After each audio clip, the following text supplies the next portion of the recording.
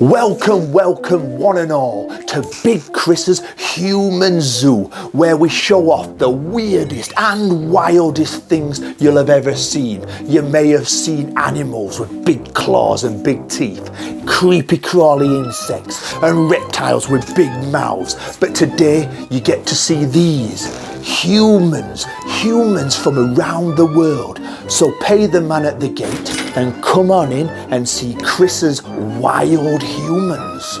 Over thousands of years, humans have collected other humans and animals for collections. As far back as the ancient Egyptians, pharaohs would have people with disabilities and deformed bodies on display, not just for the public, but also for royal entertainment. For as long as we know, it has been hard to distinguish whether these people were simply slaves or entertainment, such as prisoners, jokers, and gestures. Now, the concept of human display in zoos has been well documented throughout the colonial history.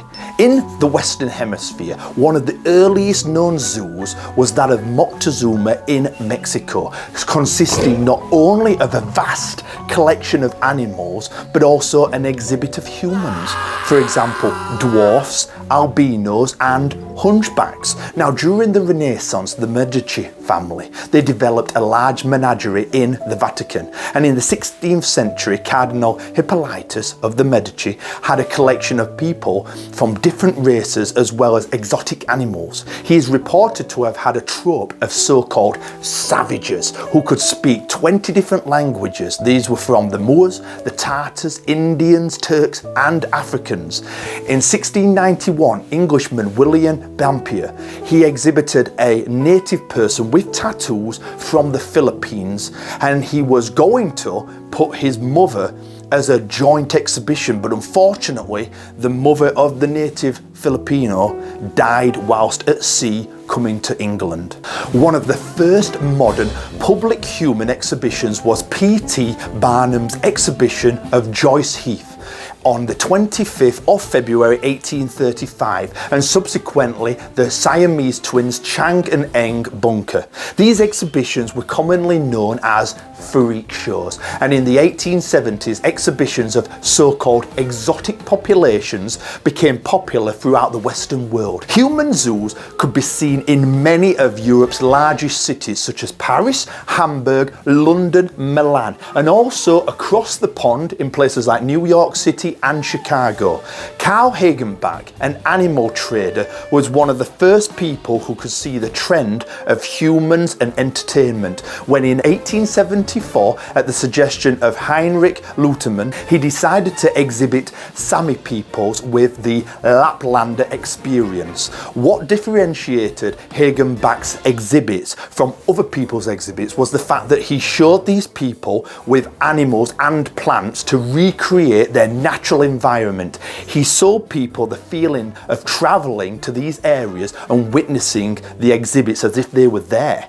Now, these exhibits were a massive success and only became larger and more elaborate. From this point forward, human exhibitions would lean towards the stereotypes and projecting Western superiority, greater feeding into the imperialist narrative that these people's cultures merited subjugation. It also promoted scientific racism when they were classified as more or less civilized on a scale from grey ape to Western European.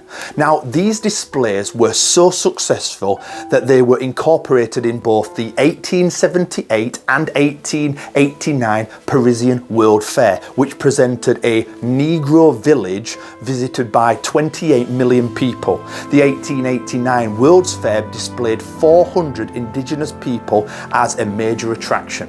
In Amsterdam, the International Colonial and Export exhibition had a display of more natives from the country of Suriname, and this was in 1883. In 1886, the Spanish displayed native people from the Philippines in an exhibition as people who had become civilized. At the 1895 African exhibition at the Crystal Palace in London, 80 people from Somalia were displayed in an exotic setting. exotic setting. Ethnology study in Germany took a new approach in the 1870s as human displays were incorporated into zoos. These exhibits were lauded as educational to the general population by scientific communities. Very quickly, the exhibits were used as a way to show that Europeans had evolved into a superior cosmopolitan race. An example of the sexualization of ethnically diverse women in Europe is Sacha Baartman. So her name was changed to either Sarah or Sarah to sound more European. So as you can see in the picture, this is Sarah, or Sarah or Sarah, whichever one you want to use. And as you can see, she has features that Europeans at the time didn't have. So she has a large buttocks, her upper thighs are much larger than women in Europe. And they saw this as like a freak or an animal that they'd never seen before. Like who is this type of human? It's completely different to what they'd ever seen before. And for a fee, people were allowed to touch and prod and poke and squeeze and do whatever they wanted so long as they were paying to do so. And I wanted to show you this individual and this story because it gives you an idea that there are people in these zoos. They all have personalities and character and love in their hearts, and they're put on display like this for money. And not just any kind of money. They've been dragged from their home, sent maybe hundreds or thousands of miles away to a different place, a different world, and this is how they're treated. And I just wanted you to see from an individual point of view that these people live terrible lives. Now, Sacha, she was escorted around all the British Isles. She went from England, she went to Ireland, and this is the treatment that she got everywhere she went. So as we approach the 1900s, you'd think that people would have had a change of heart and realised it's really disgusting what we're seeing here, but you would be wrong. In 1906, the Bronx Zoo in New York, they displayed Ota Benga, a Congolese man alongside a chimp, and this allowed people to see a black man and a chimp side by side.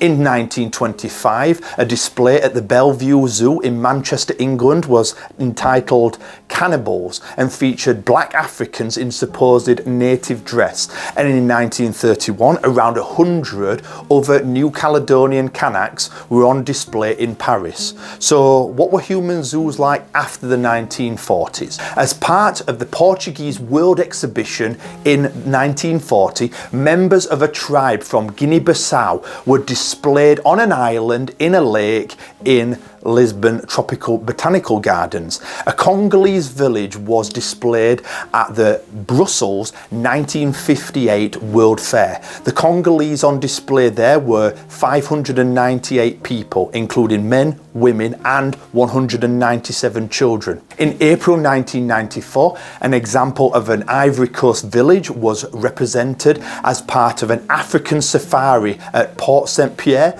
which is near Nantes in France. And in July 2005, in the Augsburg Zoo in Germany, hosted a Africa village featuring African crafts and African cultural performances. In August 2005, London Zoo displayed 4 human volunteers who were wearing fig leaves and put themselves in an old ape cage for 4 days. And in 2007, Adelaide Zoo in Australia ran a human zoo exhibition which consisted of a group of people who, as part of a study exercise, had applied to be housed in a former ape enclosure by day, then returned home at night. The inhabitants took part in several exercises and spectators were asked to donate towards the new ape enclosure.